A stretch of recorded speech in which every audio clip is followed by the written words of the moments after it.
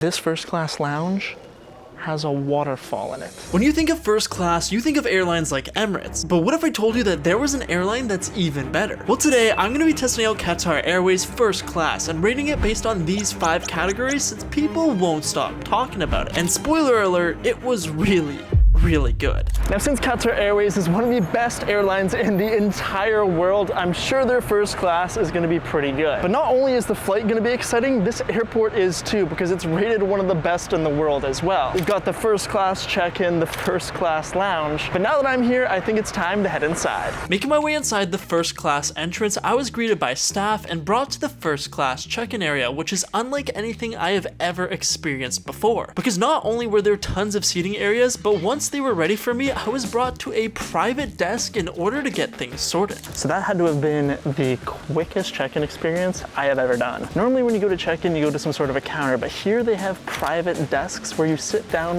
one-on-one with the Qatar Airways employee. They bring you a hot towel, a drink if you want one, and then they check you in, bring your bags and everything. So I can understand why the Qatar Airways First Class has been rated so high. But now that I do have the boarding pass, it's time to head through security to check out that first class lounge. And just when I thought that things couldn't get crazier, this ended up taking 2 seconds because first class came with its own private security, and then all I had to do was make my way up the escalator. This is the first time I've ever entered a lounge directly after security. This is pretty insane.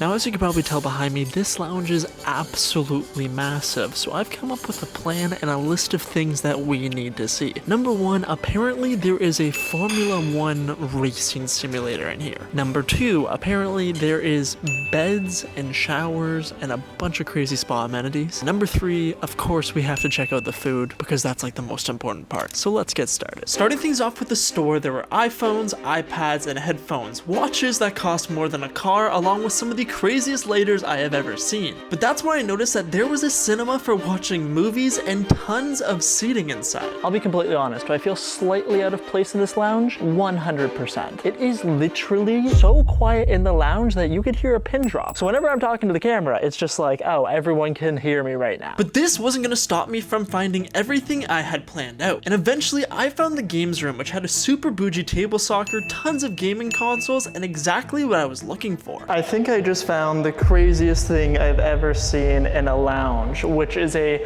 Formula 1 racing simulator. Now that we had checked off the first item on the list, it was time to find the spa, and once I got there, I was greeted by yet another water area. But then I was brought down a series of hallways to a private room which had a massage bed, and then I was given access to an entire bedroom. Okay, so we've got the bed here, it's like a single, we have a desk and a TV. If we come over here inside of this room, we have a full-on bathroom and then a shower. Keep in mind, this is an airport lounge. It is not a hotel. This is insane. And just like with any bed, there's only one thing to do. Oh, this thing is super comfortable. I wish I could spend the entire night here. But because I only had this room for an hour, I think it's time for a shower. This is super refreshing. Now let's check the shower off the list. Now at this point, we had checked off 2 of the 3 goals for the lounge, and the only thing left to do was check out the food. Over in the snacks section, there were things like sushi, salads, and different meat dishes, but I decided to head over to the main dining area, which had a massive bar and a la carte dining, meaning I could order literally anything on the menu. Now I was taking a look at the dinner menu, and for the appetizer, I think I'm gonna go with the Arabic meze. For the main dish, there is a Wagyu beef tenderloin, which I cannot pass up. And for dessert, hear me out, there is a chocolate lava cake. I have a feeling this is going to be pretty good. So starting things off, we've got the Arabic meze. On the left here, it looks like some sort of a rice thing. We got some salad type looking thing and also some hummus. I know I'm completely butchering what they are. There's probably specific names. Please let me know. But I think it's time to give it a try. Cheers. Super tasty. Next up, the rice. Definitely different from the hummus, but still super solid. And finally, the salad thing in the middle. Bon appetit. Overall, this gets a solid 9, but now it's time for that Wagyu. This looks unbelievable. Here we got the Wagyu steak, we got some tomatoes, we got some asparagus. I think these are potatoes and maybe that's gravy. So I guess we're gonna have to give it a try. A little bit of sauce. Cheers.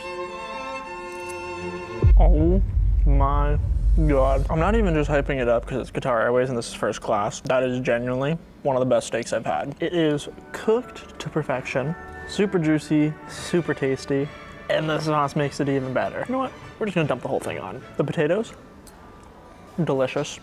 Tomatoes, really good too. Honestly, I think I'm gonna have to give this a solid 10. And last but not least, the chocolate lava cake. Now I'll be completely honest, I was so distracted by the cake that I had forgot to turn on the mic, but overall it was a solid 10 out of 10, and I'm gonna need to give this lounge a solid 10 out of 10 too. But now at this point it was getting close to boarding, so I decided to get on the train to go to the other side of the airport where they had crazy things on sale like McLarens, G-Wagons, and pretty much any designer store that you could possibly think of, along with a bunch of tiny robots walking around. But that's when I realized there was another lounge, so obviously I needed to check out that one too. Taking the elevator upstairs, there was a Louis Vuitton bar, Dior spa, games room, and even an entire gym for working out. I have never seen an airport lounge with a gym before.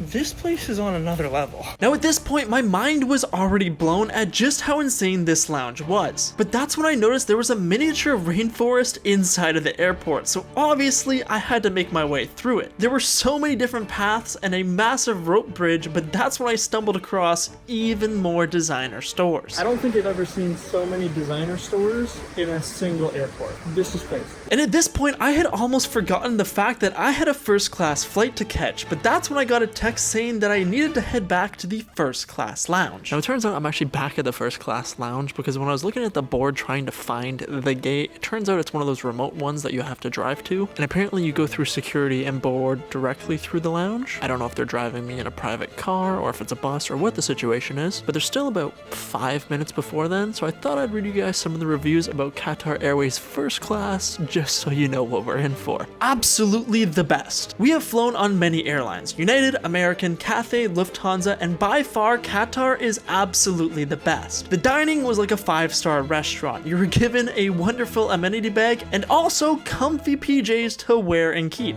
5 stars. First class flight with attention to detail. Lie flat bed, very comfortable with no noise. Meals are offered at a time to suit the passenger. 4.5 stars. I flew Qatar Airways and overall it was great. From designated check-in areas to special immigration areas when leaving and arriving to Doha to comfortable seats with privacy doors, the experience was impressive and the food was also great. 5 stars. Now obviously, since Qatar Airways is one of the best airlines in the world, after seeing this unreal lounge experience and everything else, I am super excited to try them out. So now let's figure out how I'm actually gonna board this flight. Now after a couple of minutes, this desk announced that it was time to board, so I made my way down the elevator to the first class bus, which had these massive seats. Never been on a flight before where you get onto a first class bus. Only on Qatar Airways, I guess. But now after driving from one side of the airport to the other, it was finally time to board and to see what Qatar Airways First Class is actually like. Hi there. Thank you. Welcome this way. Perfect, thank you. Making my way through the cabin, soon enough I got to my C8A, and let me tell you, it looked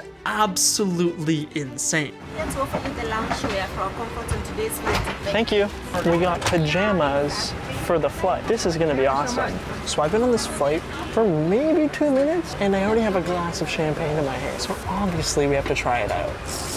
Very bubbly, but very good. All right, so some initial thoughts. Right off the bat, the seat is super comfortable. The butt cushion is super padded. On top of that, there's like a mini pillow for your back and also the bedding for the flight. That's right, this seat can turn into an entire bed, which I'll be showing you guys later on. The back cushion here is super padded. And on some airlines, the headrest can be like super stiff, but this one is actually really nice. And I almost forgot the best part because there is this giant pillow here as well, and it is extremely soft. But that's not all, because this seat has one of the biggest TV screens I've ever seen. Not only is it massive, but the quality is super good too, and we're totally gonna have to check out all the movies and all that stuff once we're in the air. Now some of the other things that I see looking around is we have a massive tray table, there's like marble counters all over. Beside me there's kind of a second seat in case you have friends on the flight and they want to come visit you. And inside of that there's water, the waist bag, and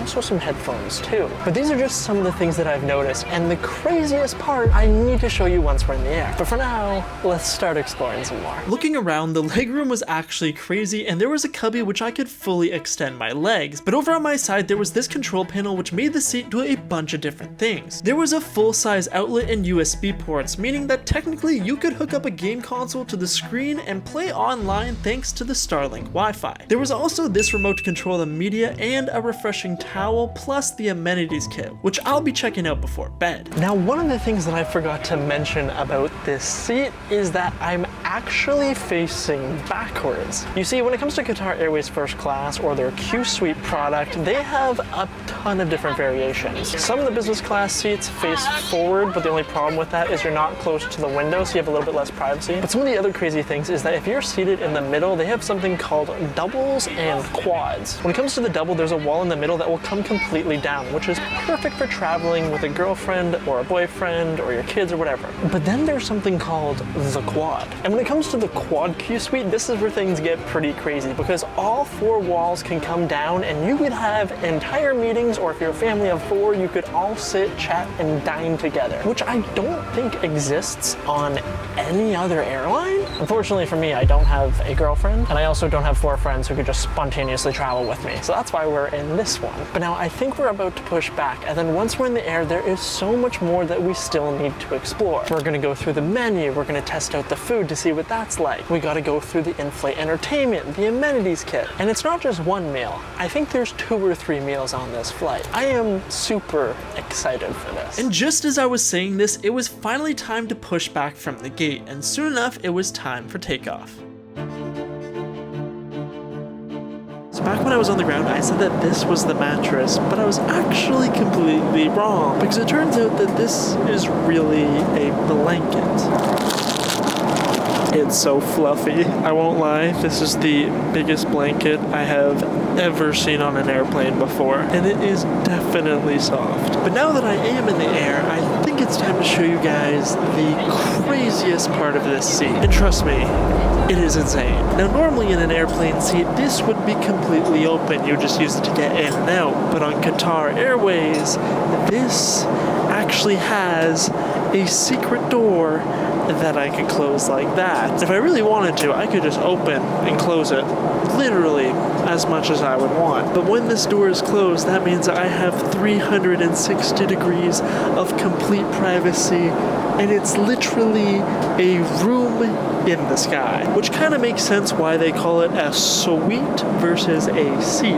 But if you remember back when I was on the ground, they actually gave me an entire set of pajamas. So let's see what's inside. Up first, I got a pair of fluffy slippers. I'm not kidding, they're literally fluffy. We've got the pajama bottoms, pretty sweet. And finally, the pajama tops. But to make things even better, these were Formula One pajamas. I think it's time to get changed. But now that I'm back in my seat, I can see the flight attendants literally preparing the food. So I think it's time we check out the entertainment system and find ourselves a movie, then go through the menu to figure out what I'm actually going to be eating on this flight. And then it's going to be time to review the delicious food. I hope it's delicious considering it's first class.